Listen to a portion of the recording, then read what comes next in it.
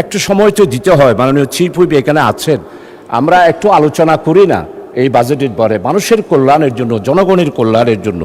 আমি ছাঁটাই প্রস্তাবের আলোচনার আগে শুধু 30 সেকেন্ড একটা সংশোধনীর ব্যাপারে বলতে চাচ্ছি। বাজেট পাস সম্পর্কে আপনার তো আলহামদুলিল্লাহ অনেক অভিজ্ঞতা আছে, কিন্তু এইবারে আমাদেরকে বাজেট অধিবেশনে কার্য উপদেষ্টাতে আলোচনা করে আপনারা প্রশ্ন উত্তর পর্বটা ড্রপ করেছেন। আসলে এটা তো আমাদের 300 জন এবং আমাদের সম্মানিত মহিলা এমপিরা যারা নতুন, তাদের সবারই একটি অধিকার। আমরা দেখেছি আমাদের সম্মানিত চিফ হুইপ যিনি আছেন, ওনারও যথেষ্ট অভিজ্ঞতা আছে।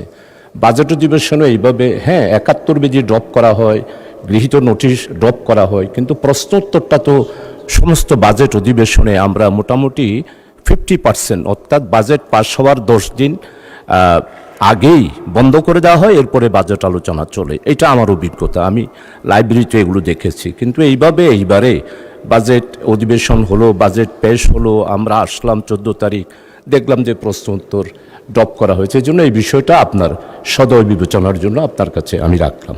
মানে স্পিকার, আমাদের মাননীয় অর্থমন্ত্রী বাজেট পেশ করেছেন, আমি ওনাকে আন্তরিকভাবে দোয়া করি, যেহেতু দীর্ঘদিন পর 18 বছরের নির্যাতন নিপীড়নের পর একটি বাজেট উনি দেশের জন্য দিয়েছেন। এখন উনি সম্পূরক বাজেটে যা চেয়েছেন তার জন্য আমি প্রথম যে আলোচনাটা সেটা হলো যে বিদেশে যে পাচারকৃত টাকাটা, যেমন আমাদের তৎকালীন প্রধানমন্ত্রী এবং ওনার পরিবার এবং ওনাদের রাজনৈতিক নেতৃবৃন্দ সবাই মিলে যেটা দেখতে পাচ্ছি সেটা হচ্ছে যে $234 বিলিয়ন বিদেশে পাচার হয়েছে।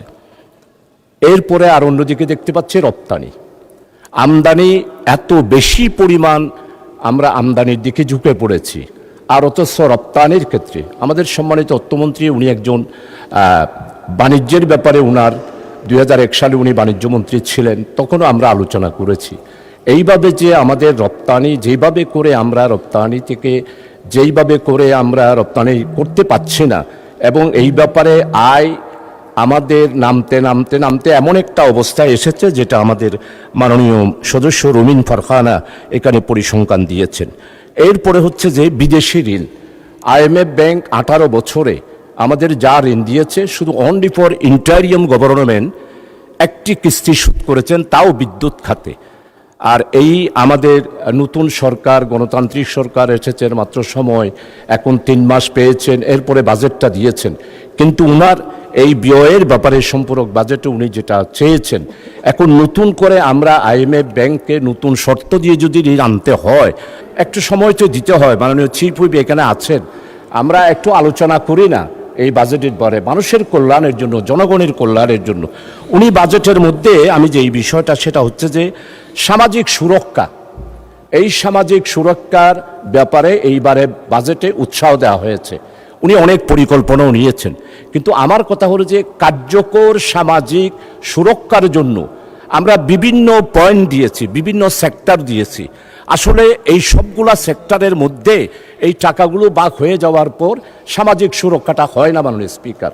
এই জন্য আমার স্পেসিফিক উনি যে সম্পূরক বাজেটে টাকা চেয়েছেন, এখানে অনেক ডিপার্টমেন্ট আছে, তো আমি এটার জন্য প্রস্তাব দিয়েছি যে এই অর্থ বিভাগের বিষয়ে আলোচনা উত্থাপনকালে এই 109 অর্থাৎ 7 নম্বর দাবিতে আমি এই বাজেটটা কমানোর জন্য দাবি দিয়েছি এবং রীতি অনুসারে বলেছি।